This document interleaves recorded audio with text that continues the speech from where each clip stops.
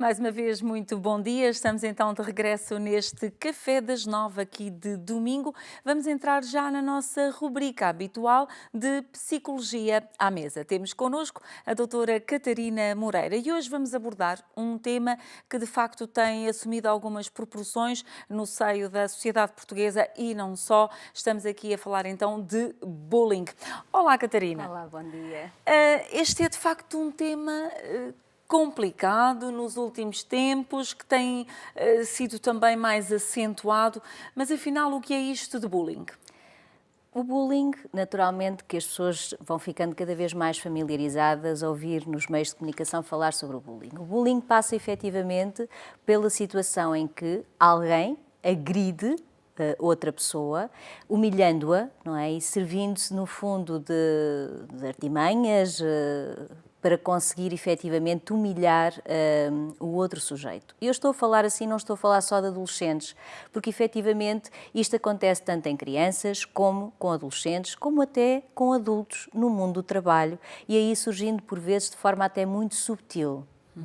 Oh, Catarina, porque na verdade quando falamos de bullying estamos a falar não só da agressão física, que muitas vezes ocorre já em casos extremos, mas também um bullying que pode ser a nível psicológico. Que é muitas vezes a nível psicológico. Naturalmente, quando é físico, acrescenta a esta dimensão psicológica a componente física. É pior para quem é vítima de bullying ser psicológico do que físico? São ambos muito, muito maus, porque lá está, o físico não anda distanciado do psicológico. E só o psicológico, se colocássemos as coisas desta maneira, parece até que estamos a colocar como menos grave, mas é muito grave. Efetivamente vai pôr em causa a estabilidade emocional da pessoa, da vítima, naturalmente, vai ter grandes implicações ao nível da sua autoestima, do seu autoconceito, vai promover aquilo que à partida, em muitas circunstâncias, quando se fala em perfil de vítima, aquilo que já existia antecipadamente, que é uma maior tendência para uma maior passividade, para um maior isolamento, para no fundo estar um bocadinho à parte daquilo que poderá ser o padrão da turma, digamos assim. Oh, Catarina, de certa forma isto leva-nos a pensar que provavelmente podem existir sinais aos quais todos nós devemos estar em alerta e perceber que se está a acontecer isto pode ser sintoma de bullying ou não. Que sinais é que podemos aqui realçar nesta questão? Toda e qualquer mudança de comportamento, e para isto é importante que tanto professores como pais, mas principalmente os pais que estão em casa, não é? Que fiquem bastante atentos aos comportamentos dos seus filhos, nomeadamente descidas nos resultados escolares, quando de antes até eram melhor alunos do que agora, e vocês vão percebendo em conjunto com isso um maior isolamento, uma maior irritabilidade, um choro mais frequente, sem que falem propriamente sobre as causas inerentes a esse mal-estar. Por exemplo, quando eles começam a ter ali uma rejeição à escola, até porque a maior parte, o bullying existe em qualquer lado, não é só na escola, mas tem sido mais acentuado de facto numa vivência escolar. Quando eles começam a ter aquela... Eu hoje não me apetece ir à escola. Ou, de repente, nunca lhes doía nada e agora, na hora de ir para a escola, dói-lhes sempre tudo. Isto pode ser um sinal de alerta? Pode ser um sinal de alerta. Sem dúvida alguma. E o importante é promover sempre o diálogo com os nossos filhos, de forma a que se crie uma relação de confiança em que quando alguma coisa não está bem, eles se sintam também à vontade para partilhar. Por vezes há aquela situação, e isto também serve para os pais que estão lá em casa, que no dia-a-dia temos uma vida tão atarefada, tão ocupada, que por vezes não temos tempo de falar todos os dias da forma e na intensidade que gostaríamos com os nossos filhos, e quando eles nos vêm dizer hoje aconteceu isto e o fulano fez-me isto, a nossa tendência é deixa lá que isso nem é nada importante, esquece lá isso, não ligues nenhum. Isto é correto, Catarina? Isto não é correto e isto é muito frequente. Estou a pensar em alguns casos, inclusivamente, que acompanho ou que já acompanhei, em que efetivamente os pais, de uma forma muito natural, comentavam, sim, ele queixava-se ou ela queixava-se disto ou daquilo, mas eu dizia-lhe que era melhor não ligar. Não podes ligar a isso, tens que avançar, tens que ser superior a isso. Cuidado com isso, porque uma coisa é passarmos a ideia aos nossos filhos de que não deverão quando estão a ser sujeitos a algum tipo de humilhação ou de agressão física ou verbal, obviamente, não deverão mostrar perante o agressor que são assim tão frágeis, portanto, deverão procurar efetivamente mostrar que são mais fortes do que na realidade estão a sentir naquele momento, para a defesa deles. Agora, o não ligar é muito mais do que isso. Uma coisa é mostrar que não se liga tanto, outra coisa é não ligar. É impossível não ligar. E os pais, achando que efetivamente são coisas de miúdos, que têm que ser superiores, que não devem ligar, não estão a dar espaço para que aquela criança ou aquele jovem partilhe com os pais aquilo que se está a passar. E desse modo, por vezes, surgem situações depois mais à frente muito, muito complicadas. Nesta questão, e porque há pouco referenciávamos que normalmente os casos de bullying estão a ser mais acentuados nas escolas, também é este tipo de comportamento que os professores, por exemplo, não devem ter, porque por vezes os miúdos dizem, oh, professora, e a professora, deixa lá isso, vocês... se calhar também têm que ficar um bocadinho mais alertas e mais atentas. Devem. Em todos os contextos é importante que se promova o diálogo, um diálogo aberto, franco, acerca do que se está a passar e do que se está a sentir. Então, se há uma pessoa, um elemento, criança, jovem, que se está a sentir magoado com alguma coisa que o outro fez, então que se promova o diálogo acerca disso, entre as partes envolvidas. Para além de ser muito importante, e obviamente que já se vai fazendo muito disso ao nível das nossas escolas, e todas essas iniciativas são muito, muito válidas e fundamentais para que as pessoas comecem a perceber de facto o que é isto do bullying e como lidar com tudo isto. Portanto, familiarizar os miúdos com estes assuntos, porque depois também há outra questão. O bully, portanto o agressor, em muitas situações, o que é que ele faz? Ele intimida ao ponto de provocar na vítima o medo de partilhar isto com quem quer que seja. Exatamente. Não é? E, portanto, se forem trabalhando estas questões em casa, na escola, e percebendo ou ajudando a perceber que é muito importante que denunciem, que falem abertamente sobre o que se está a passar, porque isso, portanto, que o agressor faz, não é? Que é intimidar, ajudando a pensar que é pior se contar do que se não contar, isso é jogo do agressor.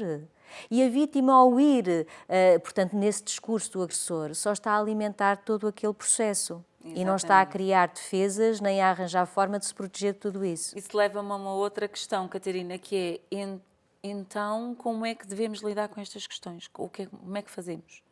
Para já, é importante, acima de tudo, que consigamos manter uma relação próxima com aqueles que, obviamente, fazem parte do nosso círculo. Não é? E estou a começar aqui pela questão dos pais, é muito importante.